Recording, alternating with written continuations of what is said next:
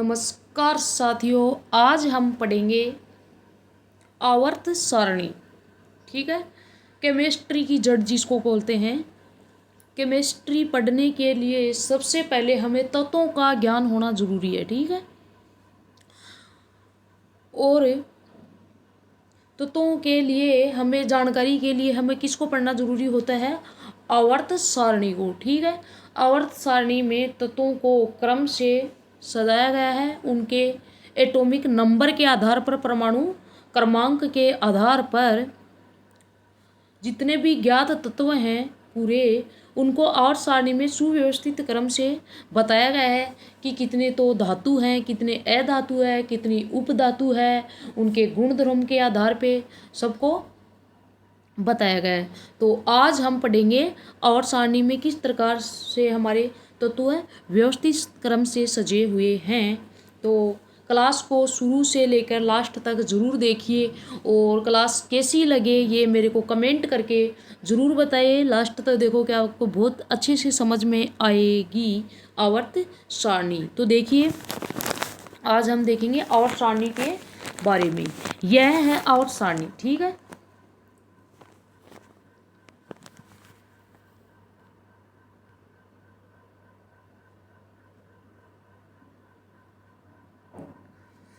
आवर्त सारणी इस प्रकार से है। ठीक है, हम देखते हैं कि ज्ञात तत्वों की संख्या कितनी है। टोटल ज्ञात तत्व हैं, टोटल 118 तत्व है। ठीक है, टोटल 118 एलिमेंट ज्ञात हैं। 118 एलिमेंट ज्ञात हैं। इनमें से मेटल धातु भी है, धातु नॉन मेटल अधातु भी है, अधातु भी है, और उपधातु भी है। ठीक है, उपधातु भी है। 118 एलिमेंट क्या आते हैं टोटल। तो इनमें से धातु, अधातु और उपधातु सब शामिल किए गए हैं। ठीक है, सबसे पहले हमें आवर्त सारणी को जानने से पहले हमें देखना चाहिए कि हमें लगभग 20 या 30 तक तो एलिमेंट याद होने चाहिए, उनका क्रम और नाम, उनकी परमाणु संख्या और उनके प्रतीक चिन्ह हमें याद होने चाहिए। ठीक है, तो सबसे पहले हम देखेंगे 1 से लेके 30 तक एलिमेंट देखेंगे और उनके प्रतीक चिन्ह देखेंगे। ठीक है, पीडीएफ में मैंने सबसे नीचे दे रखे हैं, मैंने 30 तत्व जिनका क्रमांक, एटॉमिक नंबर और सिंबल और नाम उनका। ठीक है, सबसे पहले आता है हाइड्रोजन। ठीक है, हाइड्रोजन का प्रतीक होता है H। ठीक है, सबसे पहले आता है हाइड्रोजन, और हाइड्रोजन को क्या कहते हैं? भविष्य का ईंधन कहते हैं। उसके बाद में आता है हीलियम। ठीक है, हीलियम आता है। लिथियम होता है 3 नंबर पे। बेरिलियम आता है। लिथियम सबसे हल्की धातु कौन सी होती है? लिथियम। बेरिलियम, बोरॉन, कार्बन होता है, इसके अपरूप पाए जाते हैं। हीरा है, ग्रेफाइट है, फुलरिन होता है, कार्बन होता है। अधातु होते हुए भी इसका जो अपरूप होता है ग्रेफाइट होता है। ग्रेफाइट होता है, यह विद्युत का सुचालक होता है। विद्युत का क्या होता है? यह सुचालक होता है। विद्युत का क्या होता है? सुचालक होता है, क्योंकि धातुएं होती है विद्युत की सुचालक होती है। विद्युत की सुचालक का मतलब होता है कि उसमें करंट का फ्लो होता है, उसको क्या बोलते हैं? विद्युत की सुचालक होती है। लेकिन जो अधातु होती है विद्युत की कुचालक होती है, उनमें करंट नहीं आता है, करंट का फ्लो नहीं होता है। लेकिन ये कार्बन होता है, यह एकमात्र ऐसी अधातु है जिसके अपरूप होते हैं। ग्रेफाइट होता है, अधातु होते हुए भी विद्युत का सुचालक होता है। ठीक है, ग्रेफाइट। और हीरा होता है, प्राकृतिक पदार्थों में सर्वाधिक कठोर पदार्थ का नाम होता है हीरा। हीरा होता है, यह कार्बन का अपरूप होता है, और प्राकृतिक पदार्थों में सर्वाधिक कठोर पदार्थ होता है हीरा। सर्वाधिक कठोर पदार्थ होता है क्या? हीरा होता है। ठीक है, इसके बाद में देखते हैं 7 नंबर पे आता है नाइट्रोजन। 7 नंबर पे आता है नाइट्रोजन। ठीक है, यह भी अधातु होती है और गैसीय अवस्था में पाई जाती है। ठीक है, तो अधातु होती है, गैसीय अवस्था में भी पाई जाती है, द्रव अवस्था में पाई जाती है और लिक्विड फॉर्म में भी पाई जाती है। नाइट्रोजन होता है गैसीय अवस्था में पाई जाती है। वायुमंडल में नाइट्रोजन की परसेंट होता है 78% होता है। ठीक है, नाइट्रोजन में 78% होता है। इसके बाद में देखते हैं हम ऑक्सीजन। 8 नंबर पे आता है हमारा ऑक्सीजन, जिसका प्रतीक होता है O होता है। ठीक है, और वायुमंडल में ऑक्सीजन की परसेंट कितनी होती है? 21% ऑक्सीजन होती है। और हमारे जो मनुष्य का शरीर होता है इसमें सर्वाधिक गैसों में ऑक्सीजन पाई जाती है सबसे ज़्यादा, 65% ऑक्सीजन तत्व हमारे एलिमेंट होता है, सर्वाधिक पाया जाता है 65% ऑक्सीजन। इसके बाद में देखते हैं फ्लोरीन होता है, 9 नंबर पे आता है। नियोन आता है, सोडियम आता है, मैग्नीशियम है, एल्यूमिनियम, सिलिकॉन, फॉस्फोरस। ठीक है, hydrogen, helium, lithium. Hydrogen, helium, lithium, beryllium, boron, carbon, nitrogen, oxygen, fluorine, neon, sodium, magnesium, aluminium, silicon, phosphorus. फिर है सल्फर है, क्लोरीन है, आर्गन, पोटेशियम, कैल्शियम। 20 तक तो हो गए कैल्शियम तक। फिर इसके बाद में 30 तक भी देखेंगे। Scandium, titanium, vanadium, chromium, manganese, लोहा, फेरस, कोबाल्ट, निकल, कॉपर, तांबा, जिंक। 30 नंबर पे आता है जिंक। मतलब इतने तक तो आपको प्रतीक याद होने चाहिए कि कौन से नंबर पे तो आता है और उसका प्रतीक चिन्ह क्या है। इतने तक आपको याद होने चाहिए। अब हम देखेंगे कि आवर्त सारणी में एलिमेंट्स को किस प्रकार से व्यवस्थित किया गया है। ठीक है, ये देखिए हमारी आवर्त सारणी।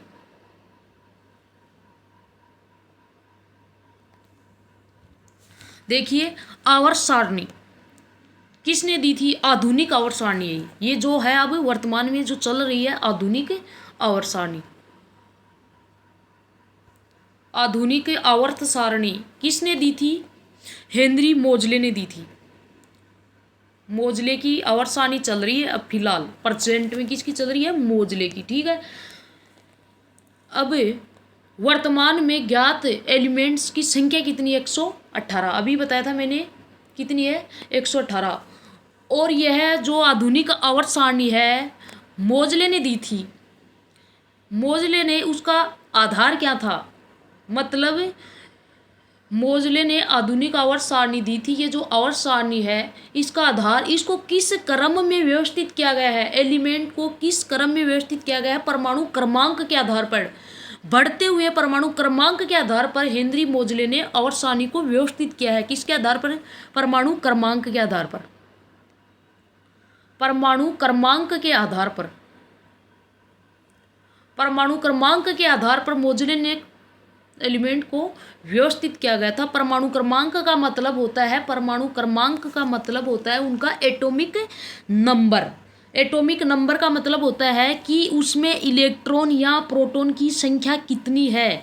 जैसे हाइड्रोजन है, ठीक है, ऑक्सीजन, हाइड्रोजन है, ऑक्सीजन है, बोरोन है, ये कार्बन है। ठीक है, हाइड्रोजन होता है, इसका एटॉमिक नंबर कितना है? इसका एटॉमिक नंबर मतलब हाइड्रोजन जो एलिमेंट होता है कितने नंबर पे आता है? 1 नंबर पे आता है। ठीक है, और इसका प्रतीक चिन्ह कितना है?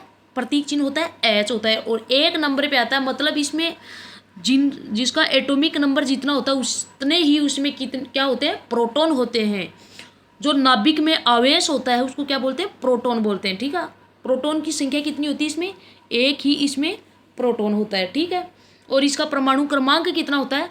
1 होता है। ठीक है, परमाणु क्रमांक एटॉमिक नंबर जितने उसके नाभिक में प्रोटॉन होंगे वही उसका क्या होगा? एटॉमिक नंबर होगा। तो हाइड्रोजन है वो 1 नंबर पे आता है, उसका प्रतीक चिन्ह होता है H होता है। और प्रोटॉन की संख्या कितनी है हाइड्रोजन में? 1 ही होगी और एटॉमिक नंबर भी क्या होगा इसका? 1 होगा। जैसे बोरोन है, कितने नंबर पे आता है? 5 नंबर पे आता है। प्रतीक चिन्ह होता है बी होता है और इसका एटॉमिक नंबर कितना होता है? 5 आता है। कार्बन है इसका आता है 6। ठीक है, इस प्रकार से जितना इसका एटॉमिक नंबर होगा उतने ही इसमें प्रोटॉन होंगे, जितने प्रोटॉन होंगे वही उसका क्या होगा? एटॉमिक नंबर होगा। तो मोजले ने किसके आधार पे व्यवस्थित किया था? एटॉमिक नंबर के आधार पे, बढ़ते हुए परमाणु क्रमांक के आधार पे। जैसे पहले सबसे पहले उसने हाइड्रोजन को रखा था, सबसे पहले 1 नंबर पे किसको रखा था? हाइड्रोजन को। 1 नंबर पे किसको रखा था? हाइड्रोजन को। ठीक है, हाइड्रोजन एटॉमिक नंबर के बढ़ते क्रम के आधार पर मोजले ने क्या दी थी? आवर्त सारणी दी थी। फिर 2 नंबर पे आता है हीलियम, 3 नंबर पे यहाँ रखा लिथियम को, 4 नंबर पे यहाँ पे बेरिलियम को, फिर boron, carbon, nitrogen, oxygen, fluorine, neon, sodium, magnesium, aluminium, silicon, phosphorus, sulphur, chlorine, argon, potassium, calcium, scandium, titanium, vanadium, chromium, manganese, फेस, कोबाल्ट, निकल, कॉपर, जिंक। मतलब बढ़ते हुए परमाणु क्रमांक के आधार पर मोजले ने आवर्त सारणी को व्यवस्थित किया। तो उसका आधार क्या रहा था? परमाणु क्रमांक। यही प्रश्न आता है कई बार कि आधुनिक आवर्त सारणी का क्रमांक। मोजले ने आधुनिक आवर्त सारणी को किस आधार पर रखा था? बढ़ते हुए परमाणु क्रमांक के आधार पर। ठीक है, और इससे पहले जो आवर्त सारणी के जिसको जन्मदाता बोलते हैं, सबसे पहले आवर्त सारणी को किसने बताया था? मेंडलीफ ने। किसने बताया था? मेंडलीफ ने बताया था। आवर्त आपको ये पूछ ले कि आवर्त सारणी का जन्मदाता कौन है, तो कौन होगा? मेंडलीफ होगा। आवर्त सारणी का जन्मदाता कौन होता है? मेंडलीफ है। और आवर्त सारणी का जो जन्मदाता है मेंडलीफ है, उसने किस आधार पर व्यवस्थित किया था? परमाणु भार के आधार पर। एटॉमिक नंबर है ये मोजले ने बताया था। एटॉमिक नंबर के आधार पर बढ़ते क्रम में किसने बताया था? मोजले ने। लेकिन एटॉमिक मास यानी परमाणु भार के आधार पर किसने रखा था? परमाणु भार के आधार पर किसने रखा था? मेंडलीफ ने। ठीक है, मेंडलीफ ने रखा था। और आवर्त सारणी का जन्मदाता किसको कहते हैं? मेंडलीफ को कहते हैं। लेकिन आधुनिक आवर्त सारणी का जन्मदाता किसको कहते हैं? मोजले को कहते हैं। आधुनिक आवर्त सारणी का जन्मदाता किसको बोलते हैं? मोजले को कहते हैं।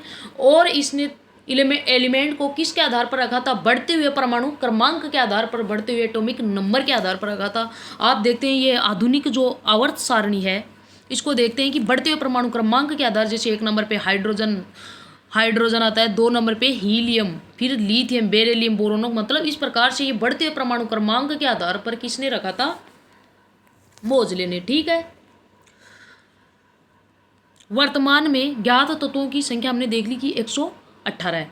अब ये जो आवर्त सारणी है इसमें किस तरह से तत्वों को रखा गया था? इसमें क्या है कि आवर्त सारणी है, इसमें अधिकांश 90% तो क्या है? धातुएं होती है। ठीक है, 90% तो यह क्या है? इधर पाई जाती है, जो क्या है? धातुएं। ठीक है, बाएं तरफ की ओर होती है धातुएं होती है और दाएं तरफ होती है अधातुएं होती है। कुछ यहाँ पे उपधातु होती है, जैसे जर्मेनियम है, सिलिकॉन है, उपधातु पाई जाती है। ठीक है, ये है जिगजैग रेखा पे, ये क्या है? उपधातुएं हैं। समझ में आ गई? अधिकांश तो होती है धातुएं होती है, इस तरफ होती है अधातुएं और ये बीच में आती है, ये है उपधातु। जर्मेनियम, गैलियम, सिलिकॉन है, जर्मेनियम है, एंटीमनी है, बिस्मिथ है, ये क्या है? उपधातु है। ठीक है, और ये यहाँ पे पाई जाती क्या? धातुएं होती है, जैसे मैग्नीशियम है, कैल्शियम है। ठीक है, वेनेडियम, क्रोमियम, मैग्नीज है, फेरस है, कोबाल्ट, निकल, कॉपर, जिंक, ये सब क्या है? ये जी चांदी है, एयू गोल्ड, सोना है, ये सब क्या है? धातुएं हैं। तो अधिकांश आवर्त सारणी में 90% में बाएं भाग में क्या पाई जाती है? लेफ्ट में अधिकांश क्या पाई जाती है? मेटल्स होती है। और दाहिने भाग में मतलब राइट साइड में नॉन मेटल होती है। ये बीच में जिगजैग रेखा है, इस पे क्या पाई जाती है? उपधातुएं पाई जाती है। ठीक है, इसके बाद में मोजले ने जो ये आधुनिक आवर्त सारणी, कई बार क्वेश्चन आता है कि आधुनिक आवर्त सारणी में वर्ग इसको वर्ग और आवर्त में बांटा गया था। वर्ग और आवर्त में बांटा गया था। ठीक है, तो वर्ग तो कौन से होते हैं, ये तो होते हैं इनमें वर्ग। ठीक है, ये जो खड़ी है ये तो क्या है, वर्ग है। तो वर्ग ग्रुप की संख्या कितनी थी इसमें, 18 ग्रुप्स पाए जाते हैं। देखिए गिन सकते हैं आप, 1 2 3 3 4 5 6 7 8 9 10 11 12 13 14 15 16 17 18। तो आधुनिक आवर्त सारणी में पूछा जाए प्रश्न की ग्रुप की संख्या वर्ग की संख्या कितनी थी, 18 तो वर्ग पाए जाते हैं। और पीरियड 8 आवर्त पाए जाते थे। आवर्त कितने होते हैं, 7 आवर्त। देखिए 1 2 3 4 5 6 7। आधुनिक आवर्त सारणी को 7 आवर्त और 18 वर्ग पाए जाते हैं। ये भी क्वेश्चन आता है कई बार कि आधुनिक जो आवर्त सारणी थी मोजले की, उसमें कितने तो वर्ग पाए जाते थे, 18। तो उसमें समूह या वर्गों की संख्या कितनी थी, 18। और आवर्तों की संख्या कितनी थी, आवर्त ये होते हैं, आवर्तों की संख्या कितनी थी, 7। समझ गए, 18 तो वर्ग होते हैं और 7 आवर्त होते हैं। अब हम देखेंगे कि 7 आवर्त और ये 18 जो वर्ग हैं इनको क्या नाम दिया गया था। सबसे पहले फर्स्ट जो ये पहले नंबर का जो वर्ग है, समूह है, इसको क्या नाम दिया था, क्षारीय धातु। क्या नाम दिया था, क्षारीय धातु। ठीक है, क्लास को अंत तक जरूर देखिए, बहुत अच्छे से समझ में आ जाएगा आपको। एक एक एलिमेंट के बारे में हम बताए जाएंगे, धातुओं के बारे में बताएंगे, अधातु के बारे में बताएंगे, उनके अपवाद के बारे में बताया जाएगा, और सभी एलिमेंट जो स्पेसिफिक एलिमेंट होते हैं उनकी क्या विशेषताएं होती है, ये सब कुछ बताया जाएगा। अंत तक क्लास को ज़रूर देखिएगा। और ये क्लास कंपटीशन एग्जाम में आपको साइंस से क्वेश्चन पूछे जाएंगे कि तो केमिस्ट्री से जो क्वेश्चन आते हैं, रासायनिक विज्ञान से सबसे पहले क्वेश्चन यहीं से उड़ते हैं। 10th हो, 12th हो, 10th 11th से शुरू हो जाती है आवर्त सारणी। ठीक है, तो फर्स्ट जो ग्रुप है उसका क्या नाम दिया था, क्षारीय धातु। फर्स्ट ग्रुप में कौन कौन से जैसे एलिमेंट होते हैं, हाइड्रोजन है, लिथियम है, सोडियम, पोटेशियम है, रूबिडियम है, सीजियम है, फ्रांसियम है। ठीक है, हलीना, इसका याद करने की ट्रिक है, हलीना कल रूबीना को केस फ्री, हलीना कल रूबीना को case free. Hydrogen, lithium, sodium, potassium, rubidium, caesium, francium. इसके बाद में हम देखते हैं इनकी विशेषताएं क्या होती है। अलग अलग एलिमेंट के अलग अलग विशेषताएं हैं। जैसे सबसे पहले हम देखते हैं कि हाइड्रोजन होता है। हाइड्रोजन क्या है, ये है धातु है। हाइड्रोजन क्या है, अधातु है। ठीक है, हाइड्रोजन को क्या कहते हैं, भविष्य का ईंधन बोलते हैं इसको। हाइड्रोजन को क्या बोलते हैं, भविष्य का ईंधन बोलते हैं, क्योंकि यह बहुत सक्रिय होती है, जल्दी से अभिक्रिया कर लेती है। इसको क्या बोलते हैं, भविष्य का ईंधन कहते हैं हाइड्रोजन को। ठीक है, लिथियम, इसके बाद में लिथियम होता है। लिथियम होता है सबसे हल्की धातु होती है क्या, लिथियम। ठीक है, इसके बाद में देखिए सोडियम। सोडियम, ठीक है, सोडियम देखिए, सोडियम होता है, हमने पढ़ा था कि धातुएं होती हो सामान्यतः कठोर होती है। धातुएं सामान्यतः कठोर होती है, लेकिन सामान्यतः कठोर होती है। ठीक है, लेकिन सोडियम है और पोटेशियम है, ये ऐसी धातु है इनको हम चाकू से भी काट सकते हैं। सोडियम और पोटेशियम इनको हम चाकू से आराम से काट सकते हैं। ये मतलब कठोर नहीं होती है ज़्यादातर, इनको हम चाकू से आराम से काट सकते हैं। और सोडियम होता है, ये बहुत अभिक्रियाशील धातु होती है, इसको खुले में रखने से ये विस्फोट उत्पन्न कर देती है, मतलब आग पकड़ लेती है। तो सोडियम को, पोटेशियम को हम, जो मिट्टी का तेल होता है, केरोसिन तेल होता है, मिट्टी का तेल होता है, मिट्टी तेल होता है जिसको हम केरोसिन बोलते हैं। केरोसिन तेल होता है जो पहले हमें राशन कार्ड से मिलता था। घर की जो चिमनियाँ होती है उनमें हम डाल के चिमनी जलाते थे, तो कौन सा तेल होता है, मिट्टी तेल होता था, वो केरोसिन तेल होता है। तो सोडियम और पोटेशियम होती है कि इतनी अभिक्रियाशील धातु होती है, ये आग पकड़ लेती है। तो आग से बचाने के लिए, इसकी क्रिया को बचाने के लिए हम इसमें मिट्टी तेल में किसको रखते हैं, सोडियम और पोटेशियम को केरोसिन में डुबो कर रखते हैं। ठीक है, इसके बाद में आती है रूबिडियम है, सीजियम है, फ्रांसियम है। ठीक है, ये तो हो गया अपना फर्स्ट ग्रुप होता है। इसका क्या नाम है, क्षारीय धातु।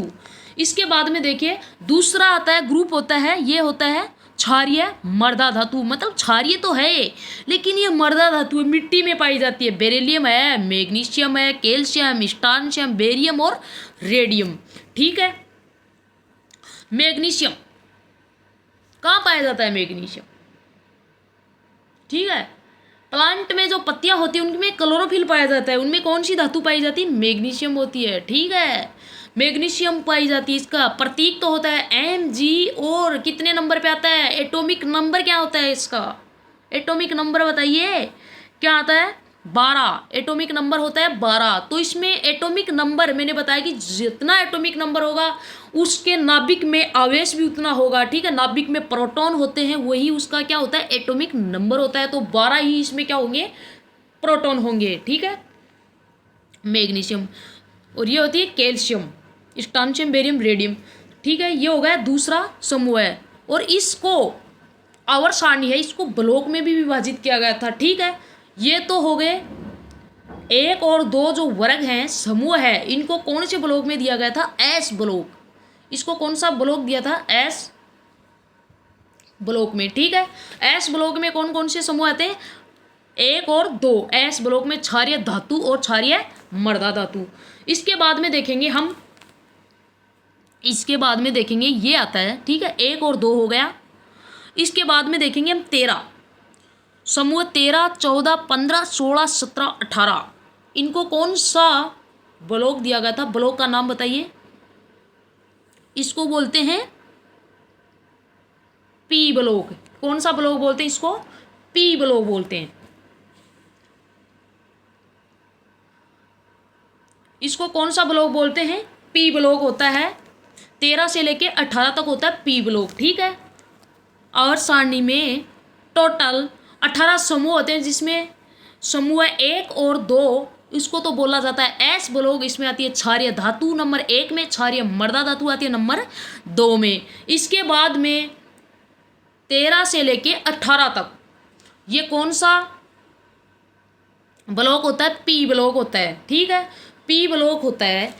पी ब्लॉक आवर्त सारणी का ऐसा ब्लॉक है, इसमें धातुएं भी पाई जाती है। ठीक है, इसमें धातु भी पाई जाती है और इसमें अधातु भी पाई जाती है। ठीक है, धातु भी पाई जाती है इसमें और अधातु भी पाई जाती है। और इसमें ये जो जिगजैग रेखा है, उपधातु भी पाई जाती है। ठीक है, उपधातु भी पाई जाती है, धातु भी पाई जाती है और अधातु भी पाई जाती है। ठीक है, अब इसका अलग अलग नाम देते हैं ब्लॉकों के हिसाब से, ग्रुप के हिसाब से अलग अलग नाम दिया गया है। सबसे पहले आता है 13 नंबर ग्रुप है, इसको बोरोन ग्रुप होता है जिसका। ठीक है, बोरोन ग्रुप होता है। इसको क्या क्या नाम दिया गया है? बोरोन, ये होता है नंबर 14 ग्रुप होता है। इसको कार्बन, कार्बन, नाइट्रोजन, ठीक है, और ऑक्सीजन ग्रुप है, इसको बोलते हैं चेलकोजन। ऑक्सीजन वाले को क्या बोलते हैं? चेलकोजन, चेलकोजन। ठीक है, इसको बोलते हैं 17 नंबर का जो ग्रुप होता है, फ्लोरीन है, क्लोरीन, ब्रोमीन, आयोडीन, एस्टेटाइन। फिर कल बारात आई अठे, फिर कल बारात आई अठे। ये इसकी याद करने की ट्रिक 17 नंबर में। ठीक है, फ्लोरीन जो ग्रुप है इसको बोलते हैं हेलोजन ग्रुप, हेलोजन ग्रुप। ठीक है, हेलोजन का मतलब होता है कि इस जो ग्रुप में जो एलिमेंट होते हैं ना, जैसे फ्लोरीन है, क्लोरीन है, ब्रोमीन, इनके ज़्यादातर क्या पाए जाते हैं? हेलोजन पाए जाते हैं, लवण का निर्माण करते हैं, इसलिए इसको क्या बोलते हैं? हेलोजन ग्रुप बोलते हैं। और ये लास्ट का जो 18 नंबर का होता है, ठीक है, helium, neon, argon, krypton, xenon और रेडोन, जो 18 नंबर का है इसको बोलते हैं हम 18 नंबर का जो ये ग्रुप है इसको क्या बोलते हैं? इसको बोलते हैं 18वें नंबर को। इसमें सभी जो ये अधातुएं पाई जाती है, अधातुएं पाई जाती है, हीलियम है, neon, argon, krypton, xenon, radon, ये क्या है? अक्रिय। सब ये क्या है? अक्रिय होती है, मतलब किसी से क्रिया नहीं करती है। भाई क्रिया कौन करेगा? जो अस्थायी होगा। ठीक है, अस्थायी कौन होगा? एक देखिए, जिस भी एलिमेंट का एक तो होता है, मतलब इनके कक्षक में इलेक्ट्रॉन भरे जाते हैं। जैसे ये है कोई, मान लीजिए ये क्या है, मान लीजिए यहाँ पे हमने लिया सोडियम। ठीक है, सोडियम इसका एटॉमिक नंबर कितना होता है 11। ठीक है, कक्षाओं में इलेक्ट्रॉन बनने का सूत्र होता है 2n²। 2n² होता है। सबसे पहला जो कक्षक होता है, कक्षाओं में इलेक्ट्रॉन चक्कर लगाते हैं कक्षाओं में। ठीक है, सबसे पहले होता है नाभिक, फिर नाभिक के चारों तरफ क्या होता है, कक्षाओं में क्या होते हैं, इलेक्ट्रॉन होते हैं। ठीक है, इलेक्ट्रॉन होते हैं। तो पहली कक्षा में कितने इलेक्ट्रॉन होंगे, 2 होंगे। ठीक है, और दूसरी में कितने होंगे, 8 होंगे। दूसरी में कितने होंगे, 8। 8 और 2 10 बच गया, कितना, 1 बच गया। तो लास्ट वाली में कितना होगा, 1 होगा। ठीक है, तो 1 होगा। हम देखते हैं कि किसी भी एलिमेंट की जो, किसी भी परमाणु की जो बाह्यतम कक्षा होती है उसमें अधिकतम 8 इलेक्ट्रॉन होने चाहिए। मतलब स्थायित्व प्राप्त करने के लिए 8 इलेक्ट्रॉन होने चाहिए। किसी के पास 1 है तो वो मतलब या तो उसको त्याग करेगा या फिर अपनी संयोजकता पूरी करने के लिए वो किसी से इलेक्ट्रॉन लेगा। तो ये जैसे हीलियम है, हीलियम है, इसका एटॉमिक नंबर कितना होता है, 2 होता है। और पहली कक्षा में मैंने बताया कि 2 इलेक्ट्रॉन ही आते हैं। तो इसकी संयोजकता पूरी है, तो ये किसी से क्यों तो वही लेगा, क्यों देगा, ये अक्रिय रहेगा। क्योंकि जिसको ज़रूरत होती है वही तो कुछ कार्य करेगा। ठीक है, और किसी को ज़रूरत ही नहीं है तो वो क्यों करेगा इतनी मेहनत है। ठीक है, तो इसके बाह्यतम इलेक्ट्रॉन कितने होते हैं कक्षा में, 2 होते हैं। और 2 ही चाहिए होते हैं, या तो 2 है, 8 है। इस प्रकार से सूत्र के हिसाब से भरे जाते हैं। बाह्यतम कक्षा में इलेक्ट्रॉन कितने, 2 होते हैं, मतलब संयोजकता इसकी पूरी है। अब नियोन है, कितने नंबर पे आता है, नियोन 10 नंबर पे आता है। तो पहली कक्षा में 2 भरे जाएंगे, दूसरी में 8 और तीसरी में 2 और 8 होते हैं। मतलब दोनों कक्षाओं में इसकी संयोजकता क्या है, पूरी है, 2 है और 8 है। अब 8 में से ये न तो किसी को देगा और न किसी से लेगा, क्योंकि स्थायित्व प्राप्त करने के लिए अंतिम कक्षा में कितने इलेक्ट्रॉन चाहिए, 8 होने चाहिए। तो जो ये 18वां ग्रुप है इसको बोला जाता है अक्रिय ग्रुप। अक्रिय समूह होता है, क्या बोला जाता है इसको, अक्रिय समूह बोला जाता है। इसमें नोबेल गैस बोला जाता है, नोबेल गैस, नोबेल गैस भी बोला जाता है। इसमें जो ये गैसेज होती है क्या प्रकार की होती है, नोबेल गैस पाई जाती है, अक्रिय होती है। मतलब ये किसी से क्रिया नहीं करती। क्रिया क्यों नहीं करती, क्योंकि इसका स्थायित्व प्राप्त है इसको। तो भाई जिसको स्थायित्व प्राप्त नहीं वही तो कुछ से काम करने की सोचेगा।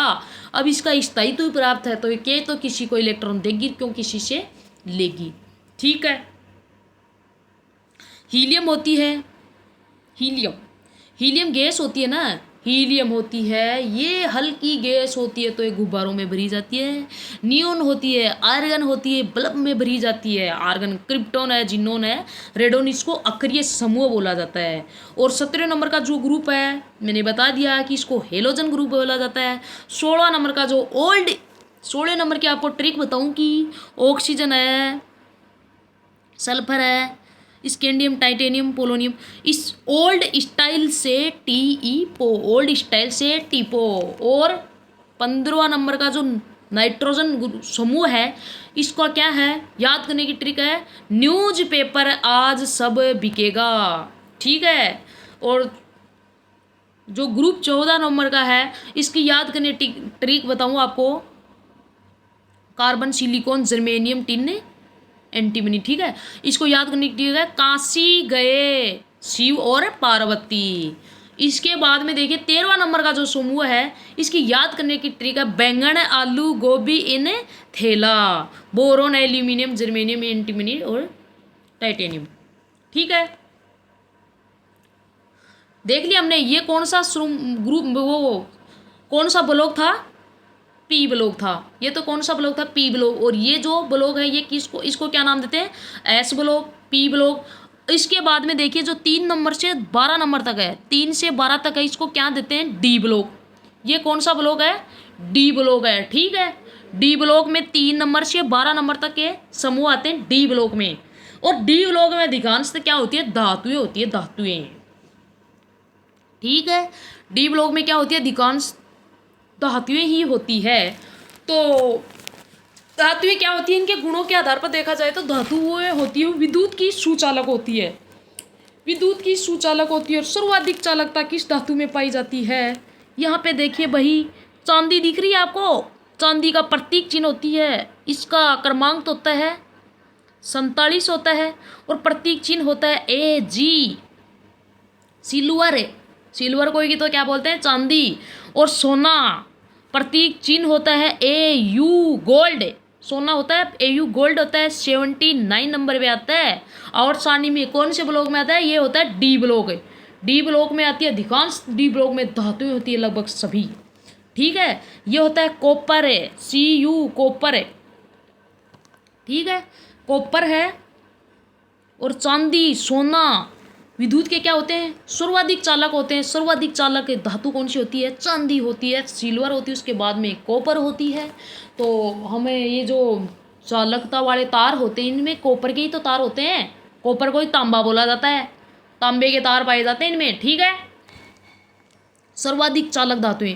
इसके बाद में मैंने बताया था आपको कि जो धातुएं होती है वो सर्वाधिक होती है, वो कठोरता के रूप में पाई जाती है। लेकिन एकमात्र ऐसी धातु कौन सी है जो ध्रुव अवस्था में पाई जाती है, एकमात्र ऐसी धातु जो कमरे के ताप पर, कमरे के टेम्परेचर और सामान्यतः 27 डिग्री सेंटीग्रेड होता है लगभग, ठीक है, कमरे के ताप पर ध्रुव अवस्था में पाई जाती है, वो होती हमारी मरकरी। मरकरी कितने नंबर पे आती है, 80 नंबर पे आती है मरकरी। और इसका प्रतीक चिन्ह होता है Hg। याद रखने की बात है, धातु होती है कठोर रूप में पाई जाती है, लेकिन एकमात्र ऐसी धातु जो कमरे के ताप पर ध्रुव अवस्था में पाई जाती है उसका नाम होता है मरकरी, ठीक है। इसको साधारणतः पारा भी बोला जाता है।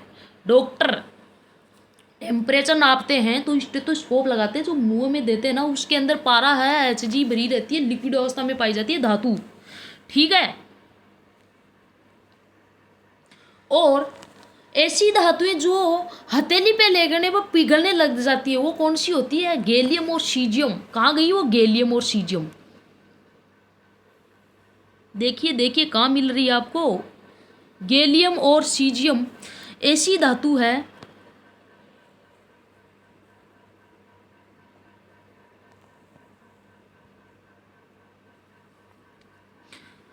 ये रही गैलियम, ठीक है, ये रही सीजियम आपकी, ठीक है। गैलियम और सीजियम ये धातुएं होती है, ऐसी धातु होती है इतनी मतलब हथेली पर रखने पर ये पिघलने लग जाती है, गैलियम और सीजियम, है ना। इसके बाद में हम देखा कि पोटेशियम है और सोडियम है, इसको हम तो चाकू से काट सकते हैं, ठीक है। तो देख लिए अपवाद स्वरूप होती है, ठीक है, ठीक है। और सर्वाधिक कठोर धातु कौन सी होती है, टंगस्टन। टंगस्टन दिख रहा है आपको कहीं पे, टंगस्टन,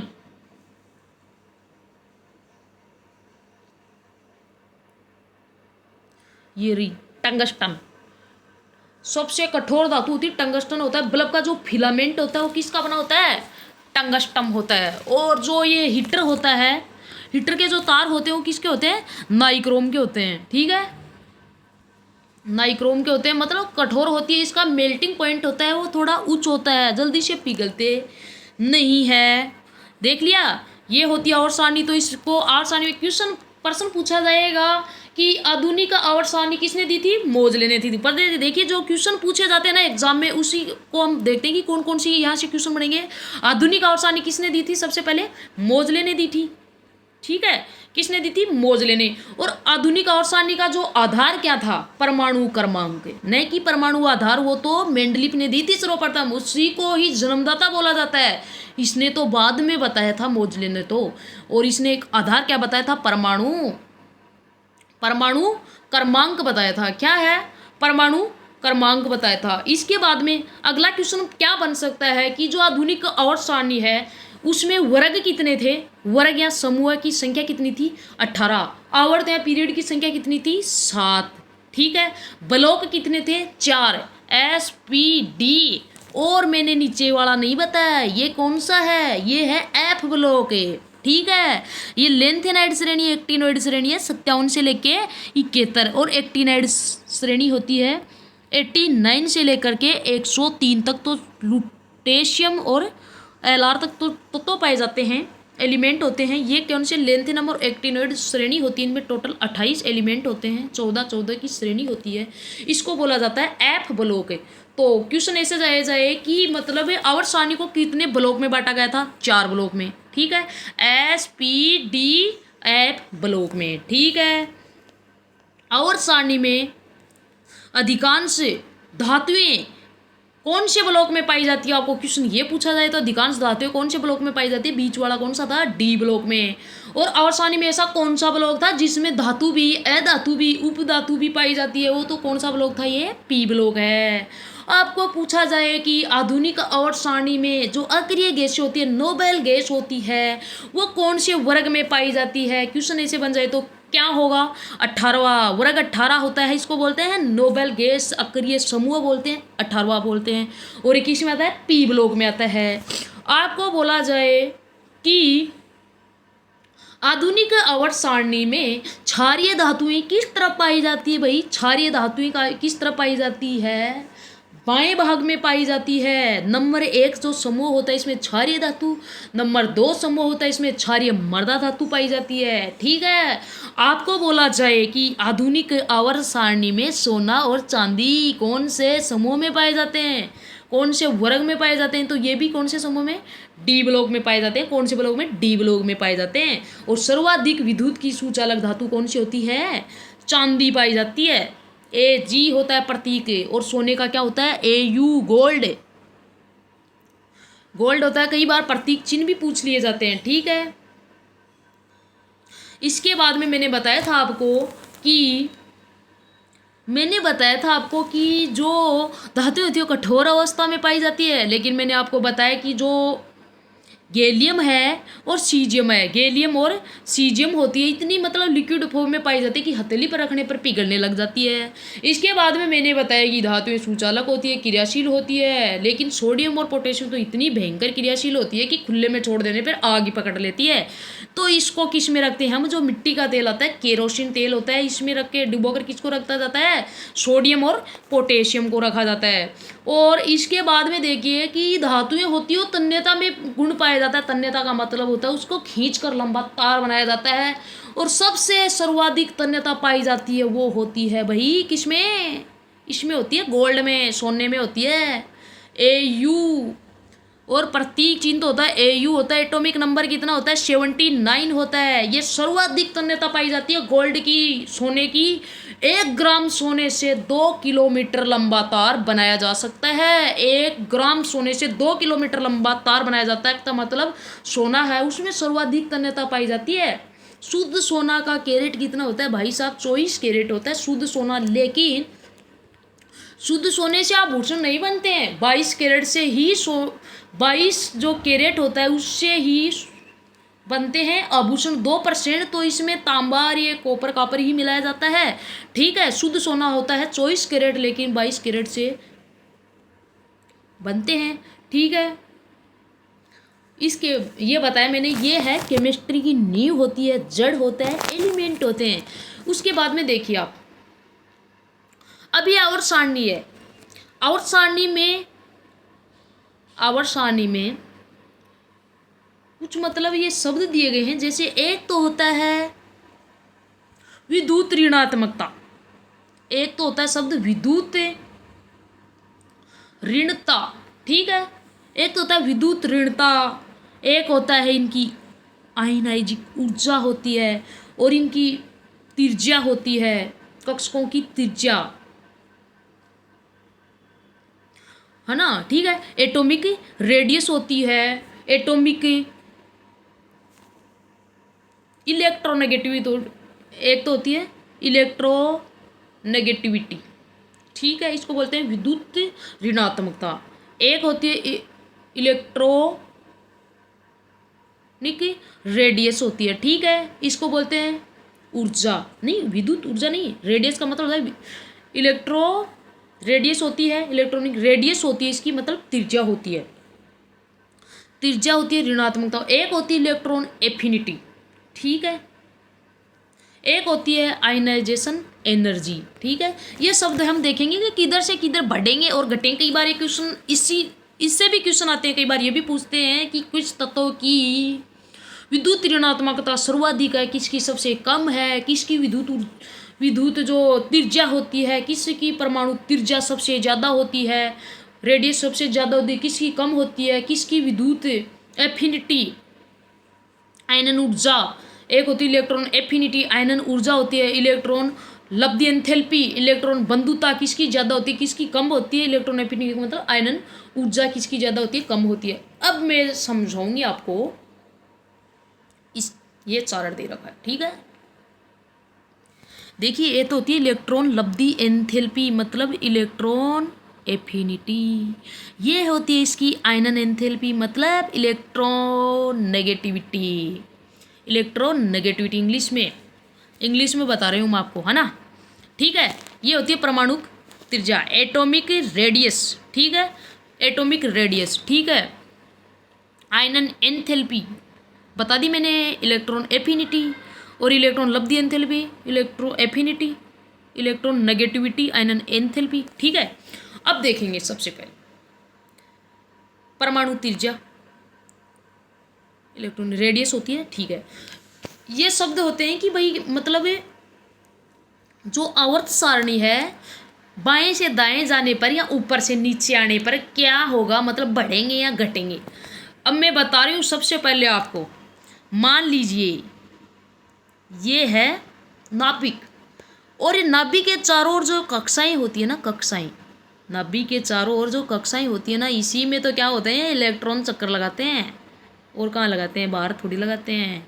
कक्षाएं बट्टी होती है, इसमें इलेक्ट्रॉन क्या करते हैं, चक्कर लगाते हैं। इलेक्ट्रॉन पर आवेश कितना होता है, माइनस का चार्ज होता है, 1.6 गुणा 10 की पावर माइनस का 19 गुलाम होता है, ठीक है।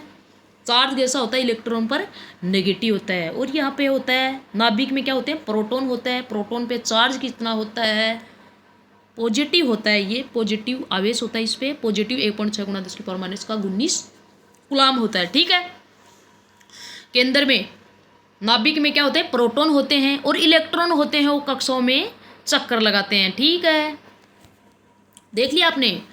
अब मैं बताऊं आपको, वर्ग में ऊपर से नीचे जाने पर परमाणु की त्रिज्या बढ़ेगी या घटेगी। अब आप ही बता दोगे इससे समझ के कि बढ़ेगी या घटेगी। मैंने बताया कि परमाणु के जो नाभिक होता है उसके चारों ओर जो कक्षाएं होती है उसमें इलेक्ट्रॉन चक्कर लगाते हैं। अब देखिए आप वर्ग में ऊपर से नीचे जाएंगे तो देखिए ये जैसे वर्ग है, इसमें ये कक्षा पहली है, दूसरी, तीसरी, चौथी, पांचवी, छठी, सातवीं, मतलब ऊपर से नीचे जाते हैं तो कक्षाएं बढ़ेगी ना, कक्षाएं तो बढ़े रही है ना, कक्षाएं बढ़ेगी, ठीक है। और जितने इलेक्ट्रॉन होंगे उतने ही क्या होंगे, प्रोटॉन होंगे अंदर। प्रोटॉन पर पॉजिटिव चार्ज होता है, उसको नाभिकीय आवेश बोला जाता है, ठीक है। नाभिकीय आवेश उतना ही बढ़ेगा जितने इलेक्ट्रॉन बढ़ेंगे, ठीक है। 10 इलेक्ट्रॉन होंगे तो 10 प्रोटॉन होंगे, और प्रोटॉन का मतलब पॉजिटिव आवेश और नाभिकीय आवेश होता है, ठीक है। ऊपर से नीचे जानेंगे तो कक्षकों की ये संख्या बढ़ेगी, ठीक है। आवेश तो मान लीजिए किसी का एटॉमिक नंबर है 10 है, ठीक है। इसमें 10 ही इलेक्ट्रॉन होंगे, 10 ही क्या होंगे, प्रोटॉन होंगे। नाभिक पे 10 प्रोटॉन होंगे, उस पर पॉजिटिव चार्ज होगा, और 10 ही इलेक्ट्रॉन होगा, उस पर नेगेटिव चार्ज। लेकिन ऊपर से नीचे आते हैं हमें वर्ग में, ऊपर से नीचे आते हैं आवर्त सारणी में, तो क्या होगा भाई साहब, ये कक्षाएं जैसे जैसे बढ़ेगी तो क्या होगा, त्रिज्या भी वैसे वैसे बढ़ेगी। ऊपर से नीचे जाने पर क्या होगा, त्रिज्याएं बढ़ेगी, ठीक है। इसके बाद में देखिए जैसे ये होगा नाभिक, ये होगी कक्षाएं, ठीक है। अब ऊपर से नीचे जाने पर मैंने बताया था कि बढ़ेगी, क्योंकि भाई कक्षाएं बढ़ेगी, ठीक है। जितना इलेक्ट्रॉन थे उतने ही प्रोटॉन थे, उतना ही नाभिक के चार्ज बढ़ रहा था, ठीक है। लेकिन कक्षाएं बढ़ रही थी, कक्षाएं बढ़ रही थी तो क्या होगा, परमाणु त्रिज्या बढ़ेगी। और बाएं से दाएं जाने पर, बाएं से दाएं जाने पर क्या होता है, बाएं से दाएं जाने पर जैसे यहाँ पे था हाइड्रोजन, ये क्या किया है, हाइड्रोजन था, फिर इधर आ गया हीलियम, ये था लिथियम, ये है लिथियम, ये है हाइड्रोजन, ठीक है। हाइड्रोजन होता है, इसका परमाणु क्रमांक 1 है, लिथियम का क्या है, 3 है, ठीक है। इधर से इधर जाने पर लिथियम का परमाणु क्रमांक क्या आ गया, 3 आ गया। इसके अंदर नाभिक में प्रोटॉन की संख्या कितनी होगी, 3 हो गई। इलेक्ट्रॉन की संख्या भी कितनी होगी, 3 हो गई। और बाएं से दाएं जाने पर समूह भी बढ़ गया, ठीक है। तो बाएं से दाएं जाने पर, क्योंकि यहाँ से दूरी तो बढ़ी है बाएं से दाएं जाने पर, लेकिन जो नाभिक में जो आवेश होता है ना, ये हाइड्रोजन से ज़्यादा भी तो हो गया ना। नाभिक में 3 हो गए प्रोटॉन, प्रोटॉन 3 हो गए, तो मतलब इलेक्ट्रॉन पर लगने वाला जो नाभिकीय आवेश होगा वो ज़्यादा होगा, इलेक्ट्रॉन को आसानी से खींच लेंगे। ठीक है, तो बाएं से दाएं जाने पर परमाणु की जो त्रिज्या होती है वो क्या होती है, कम होती है, और ऊपर से नीचे जाने पर क्या होती है, बढ़ती है। एक होती है आयनन एंथैल्पी। ठीक है, इलेक्ट्रोनेगेटिविटी, इसको क्या बोलते हैं, आयनन एंथैल्पी का मतलब होता है कि जैसे ये नाभिक होता है, ये कक्षक होते हैं, कक्षक से जब हम इलेक्ट्रॉन निकालेंगे, कोई भी एलिमेंट होते हैं वो अपने स्थायित्व प्राप्त करने के या तो किसी को इलेक्ट्रॉन देंगे या किसी को इलेक्ट्रॉन देंगे या किसी से इलेक्ट्रॉन लेंगे। और सबसे पहले यह है क्रिया कौन से कक्षक से होगी, शुरुआत बाह्य कक्षक होता है ना, नाभिक के जो चारों तरफ ये जो कक्षाएं पाई जाती है तो बाह्यतम कक्षा होती है ना, उसी में ये प्रोसेस शुरू होती है सबसे पहले, या तो इलेक्ट्रॉन लेने की और देने की। आयनन ऊर्जा क्या होती है, इलेक्ट्रोनेगेटिविटी, ये होती है कि किसी से इलेक्ट्रॉन लेने की जो क्षमता होती है ना, उसी को क्या बोलते हैं हम, इलेक्ट्रोनेगेटिविटी होती है। आयनन ऊर्जा बोलते हैं, आयनन एंथैल्पी बोलते हैं इसको, आयनन एंथैल्पी ऊर्जा क्या बोलते हैं, किसी से इलेक्ट्रॉन लेने की जो क्षमता होनी है, सबसे ज़्यादा क्षमता, वो क्या होती है, उसी को क्या बोलते हैं, आयनन एंथैल्पी बोलते हैं। ठीक है, तो देखिए मान लीजिए अब ये फ्लोरीन है, इसके 17 फ्लोरीन कितने नंबर पर आता है, 9 नंबर पे आता है। तो सबसे पहले जो कोष है उसमें 2 इलेक्ट्रॉन, दूसरे में कितने हैं, 7 इलेक्ट्रॉन है, दूसरे कक्षा में 7 इलेक्ट्रॉन है। मैंने आपको अभी बताया था कि बाह्यतम कोष में अधिकतम कितने इलेक्ट्रॉन होने चाहिए ताकि उनको स्थायित्व मिल सके, 8 इलेक्ट्रॉन होने चाहिए। तो ये फ्लोरीन होता है, इसके पास कितने, 7 है, तो ये 1 इलेक्ट्रॉन को लेने की क्षमता रखेगा बहुत ज़्यादा तरीके से, बहुत क्रियाशील रहेगा 1 इलेक्ट्रॉन को खींचने के लिए, क्योंकि इसको मात्र 1 इलेक्ट्रॉन चाहिए स्थायित्व प्राप्त करने के लिए, बहुत तीव्रता से खींचेगा। तो ये क्या हो गई इसकी, ये क्या होगी इसकी, इलेक्ट्रॉन एंथैल्पी बोलते हैं जिसको, इलेक्ट्रॉन को लेने की जितनी ज़्यादा जो क्षमता होती है ना, उसी को क्या बोलते हैं, इलेक्ट्रॉन एंथैल्पी, इलेक्ट्रोनेगेटिविटी। तो सर्वाधिक इलेक्ट्रॉन एंथैल्पी नेगेटिविटी, विद्युत ऋणात्मकता जिसको बोला जाता है, वो किसकी होती है भाई, पूरी आवर्त सारणी में विद्युत ऋणात्मकता किसकी होती है, सबसे ज़्यादा होती है फ्लोरीन की। ठीक है, तो आवर्त सारणी में बाएं से दाएं जाने पर, ठीक है, लेफ्ट से राइट की तरफ जाने पर विद्युत ऋणात्मकता होती है, वो क्या होती है, बढ़ जाती है। और ऊपर से नीचे की तरफ जाने पर, आवर्त सारणी में ऊपर से नीचे जाने पर, क्योंकि कोषों की संख्या बढ़ती है, ऊपर से कक्षकों की संख्या बढ़ती है, कक्षकों की संख्या बढ़ती है, और परमाणु की जो त्रिज्या होती है वो भी बढ़ जाती है। तो जो आवेश से, नाभिक का जो आवेश होता है ना, वो बाह्यतम इलेक्ट्रॉन को इतनी तीव्रता से नहीं खींच पाता है जितना खींच, क्योंकि दूरी ज़्यादा हो गई। अब मान लीजिए प्रेजेंट में कहीं पे लड़ाई हो रही है, एक सदस्य की तरफ ज़्यादा लोग हैं लेकिन वो उसके पास नहीं है, वो विदेश में रहते हैं, तो वो कैसे मारेंगे भाई साहब, जो प्रेजेंट में रहेंगे वही तो ठोका पिंदा करेंगे ना। तो जो दूरी बढ़ेगी ना, तो जो नाभिक की जो आवेश होता है ना, वो जितना खींच पाता है ना इलेक्ट्रॉन को, वो इतना नहीं खींच पाता है। तो मतलब विद्युत ऋणात्मकता होती है, वो क्या होती है, ऊपर से नीचे जाने पर, आवर्त सारणी में ऊपर से नीचे जाने पर विद्युत ऋणात्मकता क्या होती है, कम हो जाती है। और बाएं से दाएं जाने पर, लेफ्ट से राइट की तरफ जाने पर बढ़ती है, बढ़ेगी। समझ गए आप, विद्युत ऋणात्मकता के बारे में मैंने बता दिया। सबसे ज़्यादा किसकी होती है, सबसे ज़्यादा होती है फ्लोरीन की, सबसे कम किसकी होती है, मैंने बताया कि ऊपर से नीचे जाने पर, और बाएं से दाएं जाने पर तो इधर तो बढ़ेगी और इधर से इधर आने पर घटेगी। तो सबसे कम किसकी होती है बेटा, मांगे कार स्कूटर। ये तो कौन सा समूह हो गया भाई, दूसरा हो गया। पहला नंबर पर होता है फ्रांसियम की, सबसे क्या होती है, कम होती है विद्युत ऋणात्मकता होती है। सीजियम और फ्रांसियम की सबसे ज़्यादा होती है, किसकी, सबसे ज़्यादा होती है फ्लोरीन की। और मैंने बताया कि परमाणु जो त्रिज्या होती है वो आवर्त सारणी में ऊपर से नीचे जाने पर तो क्या होती है, बढ़ती है। ठीक है, और लेफ्ट से राइट जाने पर क्या होती है, घटेगी। घटेगी क्यों, विद्युत ऋणात्मकता इस तरफ बढ़ेगी तो विद्युत की जो परमाणु की जो ऊर्जा होती है वो घटेगी, क्योंकि नाभिक में जो आवेश होते हैं, इलेक्ट्रॉन को जितनी ज़्यादा तीव्रता से खींचेंगे वो क्या होगा, उतना ही परमाणु सिकुड़ जाएगा और त्रिज्या भी कम हो जाएगी। तो बाएं से दाएं जाने पर तो त्रिज्या घटती है, ऊपर से नीचे जाने पर त्रिज्या बढ़ती है। और जो विद्युत ऋणात्मकता होती है वो बाएं से बाएं से दाएं जाने पर तो बढ़ेगी और ऊपर से नीचे जाने पर विद्युत ऋणात्मकता होती है वो घटेगी। ठीक है, आगे अभी हमारा टॉपिक पूरा ये कंप्लीट नहीं हुआ है। इसके बाद में हमने जैसे आयनन एंथैल्पी, विद्युत आयनन ऊर्जा, आयनन एंथैल्पी, नाभिक प्रभावी नाभिक की आवेश किस तरफ बढ़ेगा किस तरफ घटेगा, ये हम अगली क्लास में देखेंगे। और एक एक तत्व के हम वो मतलब उसके जो क्या विशेषताएं हैं वो देखेंगे। धातु और अधातुओं के सबके अच्छे से देखेंगे। देखिए, अधातुएं होती है वो सामान्यतः कठोर होती है, लेकिन एक अधातु होती है जो द्रव अवस्था में पाई जाती है, वो होती है ब्रोमीन। ब्रोमीन एकमात्र ऐसी अधातु होती है जो लिक्विड अवस्था में पाई जाती है। लिक्विड अवस्था में पाई जाती है कौन? ब्रोमीन पाई जाती है, अधातु है। और हमने अधातुओं के बारे में देखा कि अधातु होती है विद्युत की कुचालक होती है। लेकिन जो कार्बन होता है ना, कार्बन के जो अपरूप होते हैं, अपरूप किसे कहते हैं? एक ही पदार्थ के गुण होते हैं, अलग अलग रूपों में पाए जाते हैं, उसको क्या बोलते हैं? एक ही पदार्थ अलग अलग रूपों में पाया जाता है, उसको क्या बोलते हैं?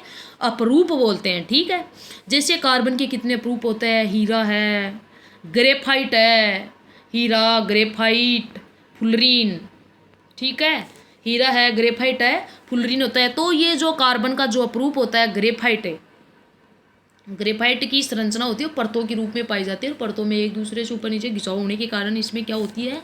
चालकता उत्पन्न हो जाती है। तो ग्रेफाइट होता है वो कार्बन अधातु का अपरूप होते हुए भी यह विद्युत का क्या होता है?